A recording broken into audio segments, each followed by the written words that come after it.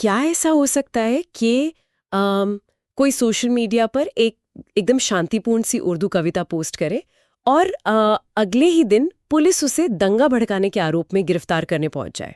सुनकर तो बिल्कुल किसी फिल्म की स्क्रिप्ट लगता है। हाँ, मतलब हकीकत में ऐसा ही हुआ है।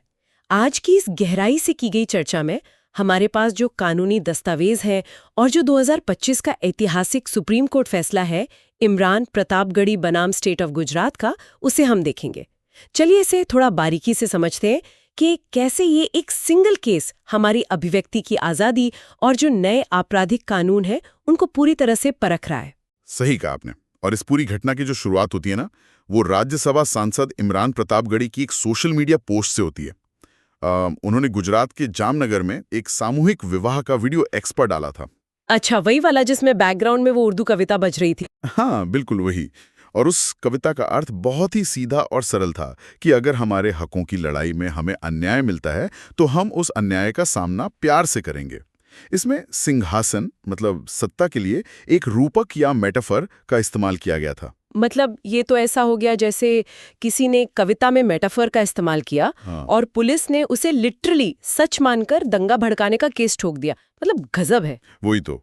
एक स्थानीय व्यक्ति ने शिकायत कर दी कि इससे दंगे भड़क सकते हैं और पुलिस ने भी बिना सोचे समझे नए कानून बीएनएस यानी भारतीय न्याय संहिता की धारा 196 और 299 के तहत तुरंत एफआईआर दर्ज कर ली। तो सुप्रीम कोर्ट ने फिर इस पे क्या कहा? क्योंकि ये तो बहुत ही अजीब बात है। देखिए, यहाँ जो बात सबसे ज्यादा आकर्षित करती है वो ये है कि सुप्रीम कोर्ट ने इस पूरी कार्यवाही को सिरे से खारिज कर दिया। उन्होंने साफ कहा कि भाषण से जुड़े जो भी अपराध होते हैं उनमें मेंस रिया यानी आपराधिक इरादा होना बहुत जरूरी है। राइट, मेंस रिया के बिना तो कोई अपराध साबित ही नहीं होता। बिल्कुल। और इस कविता में तो सिर्फ अहिंसा का संदेश था, कोई आपराधिक इरादा तो दूर दूर तक नहीं था। पर एक बात सोचिए, अगर कोई जानबूझकर शांतिपूर्ण शब्दों का इस्तेमाल एक व्यंग्य की तरह करे ताकि लोग भड़क जाएं, मतलब इंटरनेट पर तो किसी भी बात का गलत मतलब निकाला जा सकता है ना, तो कोर्ट ये सब कैसे तय करता है? ये बहुत ही अहम सवाल है। इसी उलझन को सुलझाने के लिए ना कोर्ट ने 1946 के एक बहुत पुराने और ऐतिहासिक फैसले का हवाला दिया। उन्होंने रीजनेबल मैन या कहिए एक समझदार इंसान का पैमाना लागू किया। अच्छा, ये रीजनेबल मैन पैमाना क्या होता है? इसका सीधा सा मतलब है कि शब्दों को हमेशा मजबूत और समझदार लोगों के नजरिए से परखा जाना चाहिए, उन अति संवेदनशील या कमजोर दिमाग वालों के नजरिए से नहीं जो हर बात में सिर्फ खतरा ढूंढते हैं। ओ, मतलब क्या इसका ये अर्थ है कि इंटरनेट पर जो हर बात पर आसानी से आहत होने वाले लोग होते हैं, जिन्हें हम ट्रोल्स कहते हैं, वो अब कानून को अपना हथियार नहीं बना सकते? एकदम सही पकड़े हैं आप।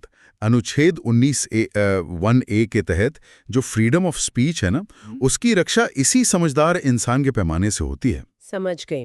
पर यहाँ बात सच में बहुत दिलचस्प हो जाती है। अगर कानून इतना समझदार है तो पुलिस ने तुरंत एफआईआर क्यों दर्ज की? हाईकोर्ट ने भी तो शुरुआत में कह दिया था कि जांच अभी शुरुआती चरण में है, तो हम केस रद्द नहीं करेंगे। यहीं पर नए आपराधिक कानून यानी बीएनएसएस का सबसे बड़ा पेज सामने आता है। पुराने सीआरपीसी की धारा 154 और नए बीएनएसएस की धारा 173 के बीच का अंतर समझना होगा हमें। तो ये नया 173(3) का नियम क्या कहता है? नए कानून के तहत जिन अपराधों में 3 से 7 साल तक की सजा है, उनमें पुलिस तुरंत एफआईआर करने के बजाय 14 दिन की प्रारंभिक जांच या प्रिलिमिनरी इंक्वायरी कर सकती है। अच्छा, मतलब शिकायत मिलते ही तुरंत अरेस्ट नहीं कर सकते? बिल्कुल नहीं। सुप्रीम कोर्ट ने साफ कहा कि अभिव्यक्ति की आजादी की रक्षा के लिए पुलिस को इस 14 दिन की जांच का इस्तेमाल करना ही होगा। अंधी एफआईआर नहीं हो सकती अब। तो इस सब का आखिर क्या मतलब है? आम लोगों के लिए इसका सीधा अर्थ ये है कि शांतिपूर्ण असहमति जताना हमारा मौलिक अधिकार है। हाँ, और फेक पुलिस शिकायतों से अब घबराने की जरूरत नहीं है। सही बात है, क्योंकि पुलिस को अब अंधी गिरफ्तारी से पहले जांच करनी होगी। लेकिन इस पूरी चर्चा के अंत में एक सोचने वाली बात भी है। वो क्या? क्या बीएनएसएस का ये नया 14 दिन की जांच वाला नियम वाकई में जमीनी स्तर पर पुलिस के दुरुपयोग को रोकेगा, या फिर ये सिर्फ बेगुनाह लोगों के लिए एफआईआर दर्ज होने से पहले का एक नया 14 दिन का वेटिंग पीरियड बनकर रह जाएगा? ये तो वक्त ही बताएगा। बिल्कुल। तो इसी विचार के साथ हम आज की इस गहरी चर्चा को यहीं विराम देते हैं।